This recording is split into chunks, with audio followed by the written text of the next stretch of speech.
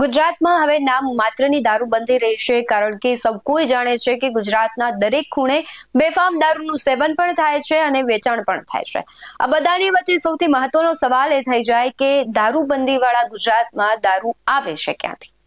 કોની રહેમ નજર હેઠળ આ જે કહેવાય છે કે દારૂના માફિયાઓ છે એ દારૂનું વેચાણ કરે છે અને યુવાધન છે તેને લઈને આપણે ઘણી વખત જોતા હોય છે કે એ પણ વ્યસનના રવાડે ચડે છે। ઘણા બધા એવા વિસ્તારો છે કે જ્યાં યુવાનો બેફામ દારૂ પીવે છે ને ત્યારબાદ તેમના મોત થાય છે, એટલે મહિલાઓ મેદાને આવે છે અને દારૂબંધીની વાત કરે છે ને જ્યારે તંત્ર કામ નથી કરી રહ્યું ત્યારે એ મહિલાઓ નક્કી કરે છે કે અમારા ગામમાં દારૂ ન વેચાવવો જોઈએ, એટલે તેમને મેદાને આવવું પડે છે। આની પહેલા પણ આપણે ગુજરાતના ઘણા બધા વિસ્તારોમાં જોયું કે જિગ્નેશ મેવાણી મેદાને ઉતરે છે, મહિલાઓને સાથે રાખી પોલીસ સ્ટેશનમાં તેઓ રજૂઆત કરવા પહોંચે છે કે જો અહીંયા દારૂ બંધ નહીં થાય તો અમે જોવા જેવી કરીશું। ફરી એક વખત જિગ્નેશ મેવાણી મેદાને આવ્યા છે। આ વખતે અમદાવાદમાં જે મહિલાઓ છે તે બિલ્ડરો અને ગુંડા તત્વોના ત્રાસથી અને દારૂના વેચાણથી ત્રાસી ગઈ હતી, તેથી લઈને કહેવાય છે કે જિગ્નેશ મેવાણીને સાથે રાખી પોલીસ સ્ટેશન પહોંચ્યા હતા અને ત્યારબાદ મોટી બબાલ થઈ હતી। નમસ્કાર, ગુજરાત બેસ્ટ 9 ટીવી ન્યૂઝમાં આપની સાથે હું ભગવતી વિશાવડિયા। ગુજરાતની એક વરવી વાસ્તવિકતા એ છે કે જ્યાં દારૂબંધી માત્ર કાગળ ઉપર છે। આપણે ઘણી બધી દારૂ અને ડ્રગ્સની વાતો કરીએ છીએ, સરકાર પ્રયત્નો કરે છે, પરંતુ તેમ છતાં કહેવાય છે કે દારૂનું બેફામ વેચાણ અને સેવન થાય છે।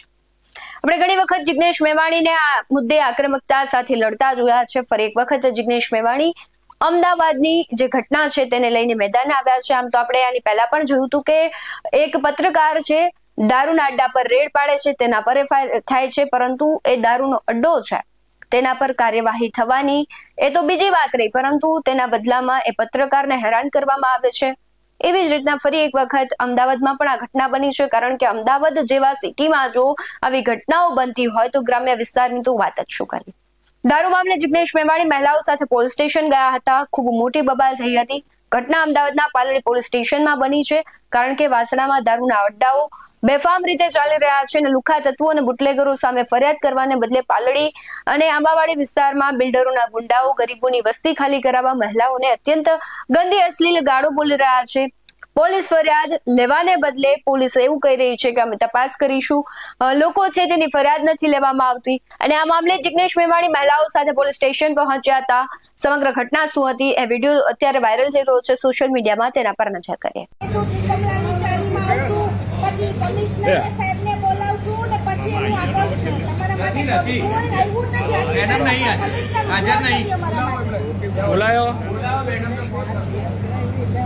અને શું કહેશે ચેક નહીં ગયો ને તો કે તમને રાતોરાત સળગાવી નાખશું, આવી અમને બળજબરી કરતો, એની ઓકાત કઈ છે? તો ત્યારે મોદી નહીં જોતો તો કે બેઠો એ છાપરામાં મારી નાખશું અમે કે ચાલી જલ્દી મારી નાખશું, સમજી તમને નહીં લેવા હા પર પાડી નાખશું અને આ વસ્તુ અમે પીએસએસ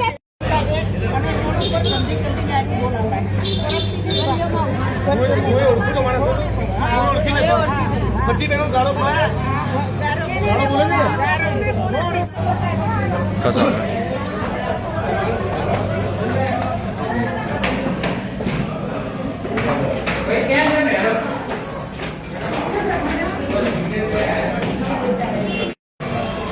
આ બાજુ પીએસઓ કોણ છે અહીંયા?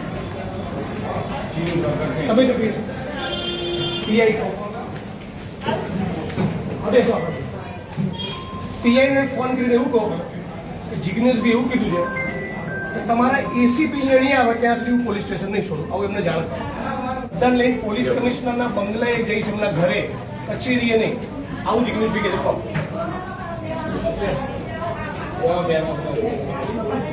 તમારે કોઈ ભાઈઓની પણ રાહ જોવાની નહીં, તમારે સીધું પોલીસ સ્ટેશન આવી જવાનું અને જે ગાળ કોણ કરી તમે ફરિયાદ તમારી ત્યાંની મેટર છે, ખૂન ખરાબા થઈ ગયા હોય તો મારી પાસે આવો તો હું એનું સોલ્યુશન હલ કરી શકીશ। તો અમે કોઈનું ખૂન કરીને પછી આવી તો થઈ શકે, બીજું તો આનો કોઈ હલ નથી અમારી। મારા મારી કેસ હું કઈ વાતમાં જાણતો નહોતો ને મારું નામ મારામારીના કેસમાં તમારું નામ લખાવ્યું, મારામારી કરે તરત પોલીસે ફરિયાદ લઈ લીધી। અહીંયા બધા તમને મળવા માંગે છે।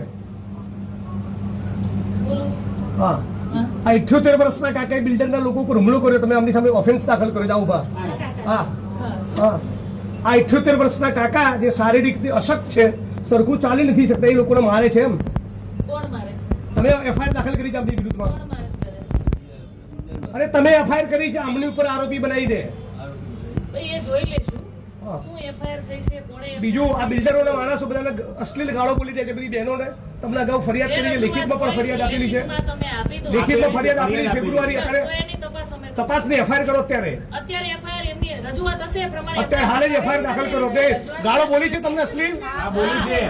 એક જ વ્યક્તિ બોલો શાંતિથી, કેમ કે તમે 100 જણ બોલશો, હું એક જ સાંભળું છું, એટલે શાંતિથી રજૂઆત કરો. બીજું તમારા કોચરબના ઠાકોરવાસમાં દેશી દારૂનો અડ્ડો ચાલે છે. એ રેડ પડાઈ દેશું, મળી બીજું બાબુ ઠાકોરનો બીજો કોચરામાં દારૂનો અડ્ડો ચાલે છે. ત્રીજો અડ્ડો ચાલે છે ઇંગ્લિશનો ઝાલાનો. જ્યાં જ્યાં દારૂ ચોથો ચાલે છે કોચરામાં ભીલવાસનો. કેમ ચાલે છે એ જવાબ પૂછવા આવ્યા છે. કેમ દારૂના અડ્ડા ચાલે છે? તમે 78 વર્ષના વડીલ ઉપર ઓફેન્સ દાખલ કરો છો, તો આ બધા બુટલેગર ઉપર ઓફેન્સ દાખલ કરો. હે પછી ખુલ્લેઆમ અડ્ડા ચાલે છે ને? ભાઈ ચાલે છે બધા? હા.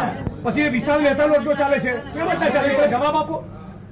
જ્યાં દારૂ વેચાતું હશે અમારા ધ્યાનમાં આજે અત્યારે બધું બંધ કરાવો. કોણ છે એનો વહીવટદાર? કોઈ વહીવટદાર નથી. નથી. આ તો એમને દારૂના અડ્ડા ચાલે છે. હા, એ જોઈ લેશું, મળી હે? આવશે તો કેસ થઈ એમને દારૂના અડ્ડા ચાલે છે. બીજી કઈ લખો રજૂઆત હોય તો બધી રજૂઆત એફઆઈઆર કરો. એક મિનિટ બીજી રજૂઆત કરો. તમે ડિસમિસ કરવા માંગો છો? પહેલા એક મિનિટ આ બાબતનો જવાબ આપો. આ વડીલની ઉપર લેખિતમાં અરજી આપેલી છે. આ લેખિત ફરિયાદ નહીં બેન. આ લેખિત ફરિયાદ આપેલી છે. અમારે જે રજૂઆત હોય ઈ તમે આપી દો. બરાબર? રજૂઆત એક જ જગ્યાએ એફઆઈઆર દાખલ કરો. અને જ્યાં દારૂ વેચાતો હશે ત્યાં મળી આવશે તો કેસ કરશું. બિલ્ડરના મળે ત્યાં સુધી કોઈ ફરિયાદ થઈ નથી. કાલ સવારે મને ફરિયાદ નહીં જોઈએ. ઓકે. તમારા જ્યુરિસ્ડિક્શનમાં દારૂના અડ્ડા મને લાગે છે તમારા ડીસીપીને મારે કહેવું પડશે. તમારા પોલીસ ઇન્સ્પેક્ટરને સમજાઈ નથી રહ્યું ઓફેન્સ દાખલ કરવાનું. સ્ત્રીઓને અશ્લીલ ગાળો બોલવી એ ફોજદારી ગુનાનું કૃત્ય ના કહેવાય. એને છે ને અમારી કમ્પ્લેન બિલ્ડરોના માણસોને બીજું ખબર પડી એટલે 78 વર્ષના કાકાને ઉપર ઓફેન્સ દાખલ કરી છે. તમે હજી એમનો ગુનો દાખલ કરવાની જો સૂચના ન આપી હોય અને 20 દારૂના અડ્ડાનું લિસ્ટ હું જાહેર કરવાનો છું. તમારે ન કરવું હોય તો ડીસીપી ને ત્યાં જવું.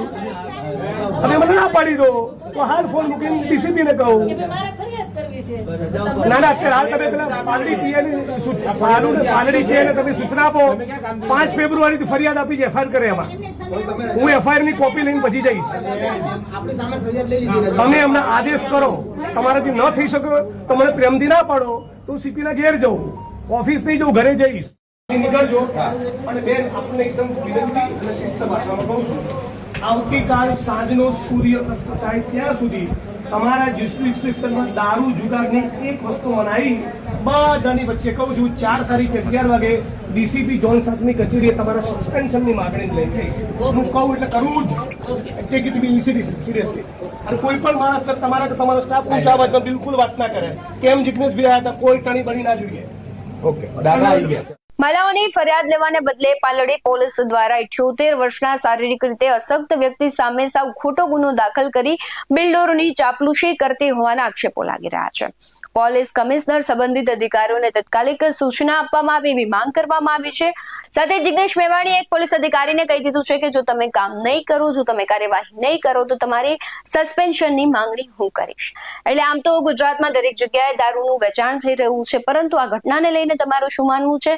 જિગ્નેશ મેવાણીની આક્રમકતા છે અને જે પ્રમાણે તે મુદ્દાઓ ઉઠાવી રહ્યા છે અને ખાસ કરીને દારૂ અને ડ્રગ્સ ગુજરાતના દરેક ખૂણે ખૂણે મળી રહ્યા છે, તેને લઈને તમારું શું માનવું છે? કમેન્ટમાં જરૂરથી જણાવજો. બાકી આવા જ વધુ અહેવાલો સાથે ફરી મળતા રહીશું. તમે અમારી યુટ્યુબ ચેનલને સબસ્ક્રાઇબ કરવાનું અને ફેસબુક અને ઇન્સ્ટાગ્રામ પર ફોલો કરવાનું ભૂલશો નહીં. બાકી અવનવી અપડેટ્સ મેળવવા માટે આપ જોતા રહો BS9 TV ન્યૂઝ. નમસ્કાર.